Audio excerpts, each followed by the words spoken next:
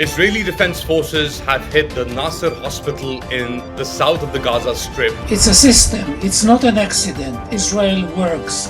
This is the face of the Israeli society at the moment. In Israel itself, those who demonstrate against Netanyahu's regime. Recently, Prime Minister Netanyahu said that he is driven by a spiritual mission for something called Greater Israel. He wants Greater Israel and Jewish supremacy. In his view, Jews must be the supreme nation all over the Middle East. Otherwise, the Israeli state is not secure. I call the Israeli society a genocidal society. The vast majority of the Israelis are now in the right.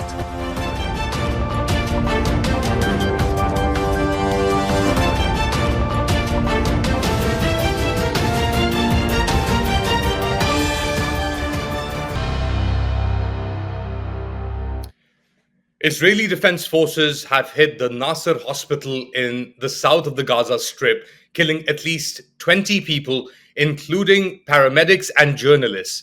The initial attack took place earlier, in which a journalist working for Reuters and AP was killed.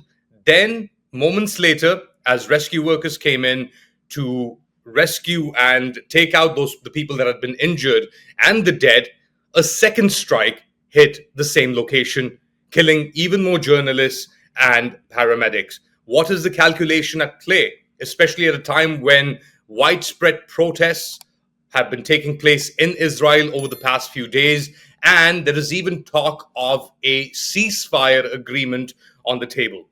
To understand this, I'm joined by Professor Menachem Klein. He is in the Department of Political Science at Bar Ilan University and has spoken to me before as well. Thank you so much for joining us, Professor Klein.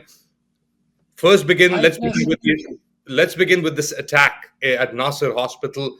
What is your take on it? Because we've seen these things so many times now that it's almost become like a regularity.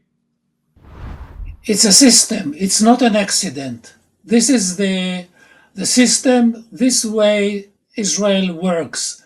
First, there are two strikes. The first hit someone who is suspicious to be Hamas, or there is an intelligence information mistaken or right that this person is Hamas, and this person can be, let's say, a supplier of food supplier for Hamas or high rank officer in Hamas. Regardless, Israel wants to kill everyone that is included in its list as Hamas personnel. So the first strike is to kill this person, and the second to be sure that this person is killed by hitting those who came to rescue from the ruins, who came to rescue this person. Now, in a public opinion poll that was published today that I received a few hours ago, 62% of the Israeli Jews, think that there are no innocent people in Gaza.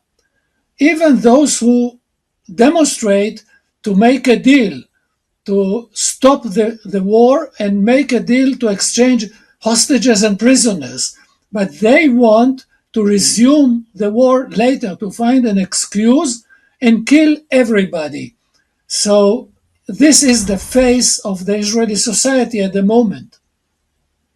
You have lived in Israel, worked in Israel for many years. This radicalization, why is there such a bloodlust, as you said, at least as part of this poll, in Israeli society for the Palestinians after October 7th?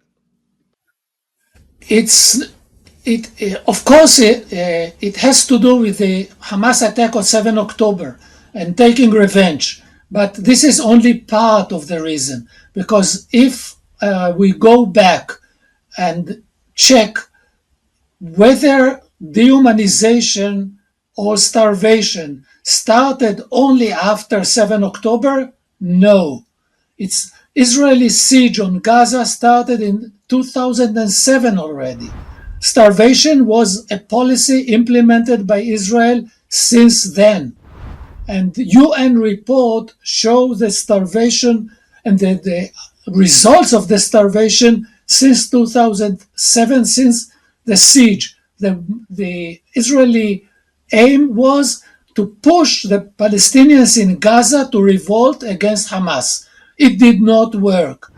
Now Israel wants to punish everybody because no one of them revolted, ignoring the fact that in Israel itself, those who demonstrate against Netanyahu's regime, against the coalition, the Jewish supremacy coalition, they also failed to change the regime inside Israel in much better circumstances than in Gaza.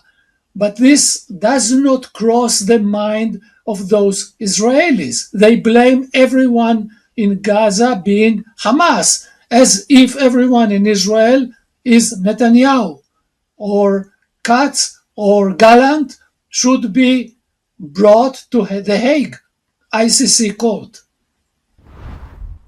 There are, of course, arrest warrants for Gallant and Netanyahu, but it's not just Gallant and Netanyahu. You've got other coalition members from the far right, Itamar Ben-Gvir. You've got Bezalel Smotrich, who just recently said that for Gaza City, as the new offensive has started, either you leave or be killed or starve. So tell us a little bit about this coalition of Smotrich and Ben-Gvir as well, and the role that they're playing at this moment.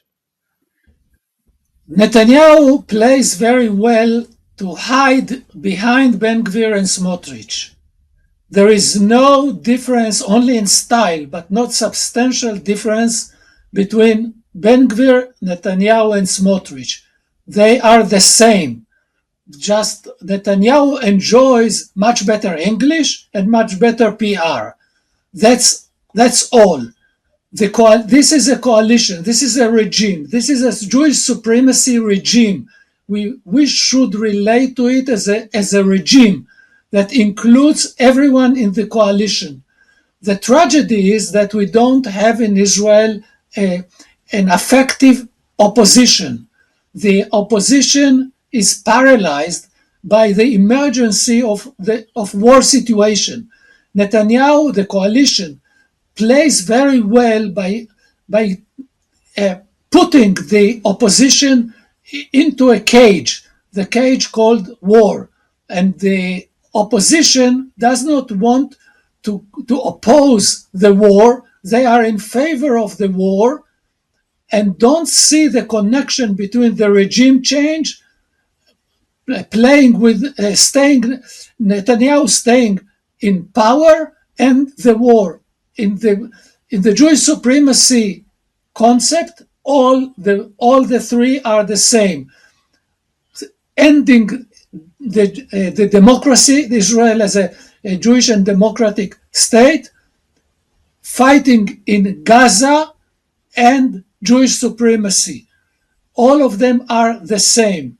And the tool to achieve it is not only by in Knesset, by reading new laws that limit the power of the High Court, for instance, but also by emergency situation, keeping the war alive, continue fighting.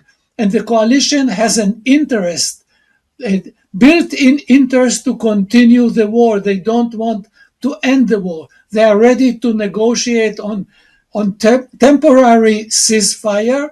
And if they agree verbally to end the war, they will violate the agreement very soon, as they did in last time. So this political convenience keep this coalition going. Recently, Prime Minister Netanyahu said that he is driven by a spiritual mission for something called Greater Israel, that he wants to see Israel expand. You all already have the Golan and parts of Syria that are under Israeli occupation. They talk about taking parts of Egypt and the Sinai, even Jordan, they want to expand at. Tell us about these neighboring countries, first of all, and the role that they've played in sustaining this Israeli massacre in Gaza, and the role of the American governments from Biden to Trump in also backing Netanyahu in this mission?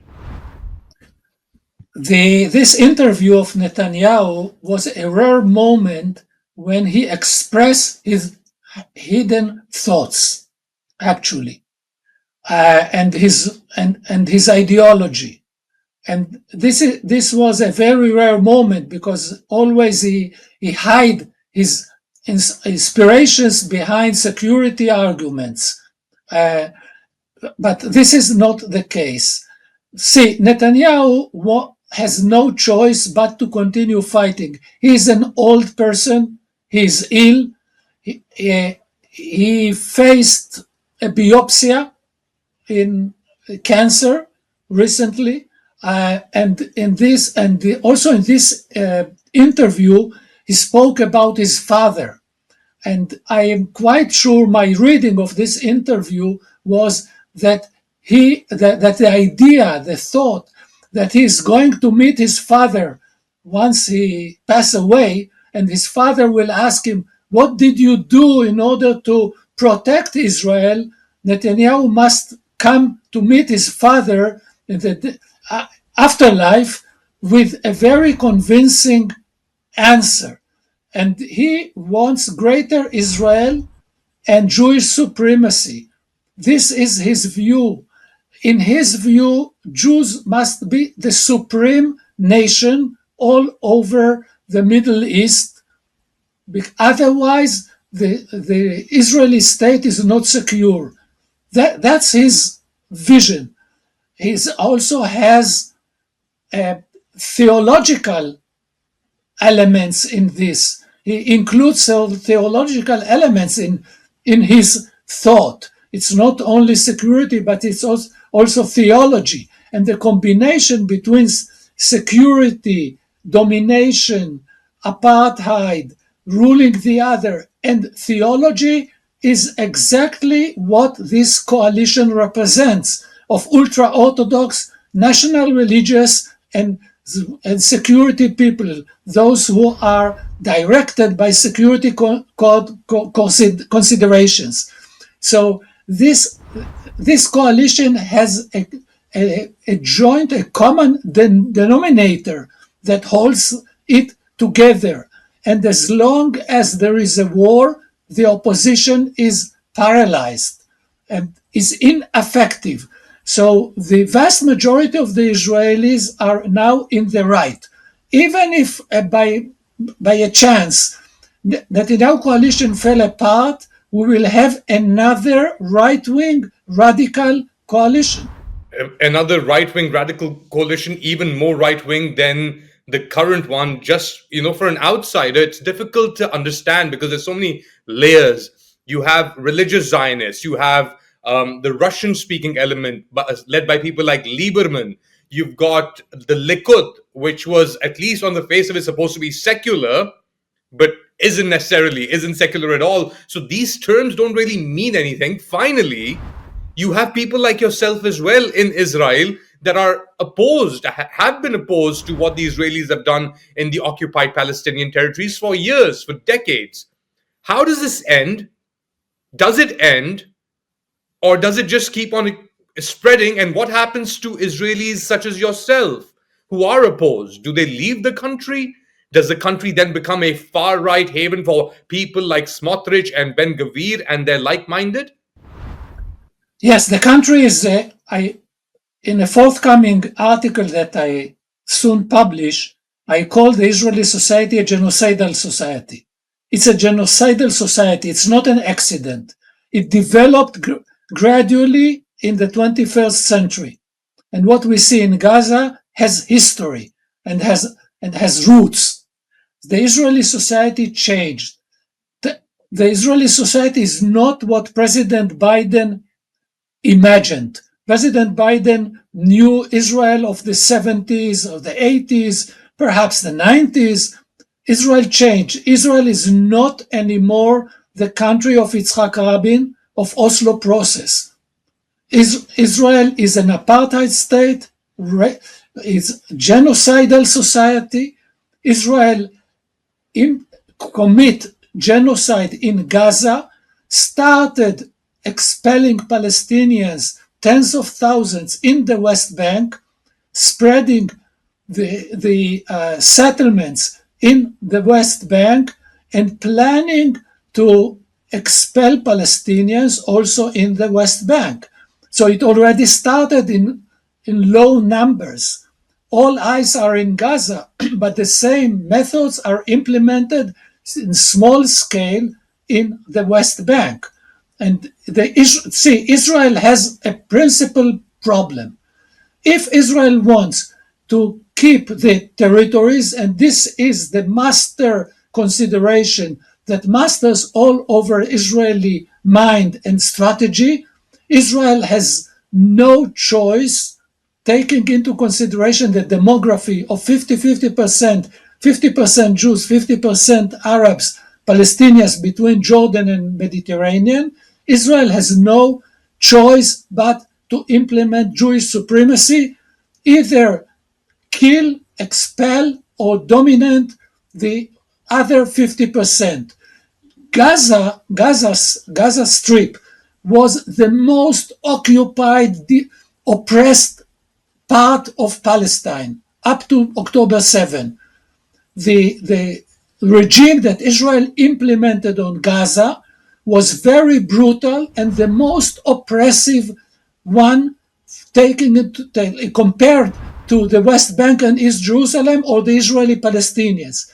The very fact that the most oppressed revolted against the Israeli Jews showed the Israel that they cannot trust force. So they turned, instead of changing ideology and changing policy, they decided to kill, hunger, expel.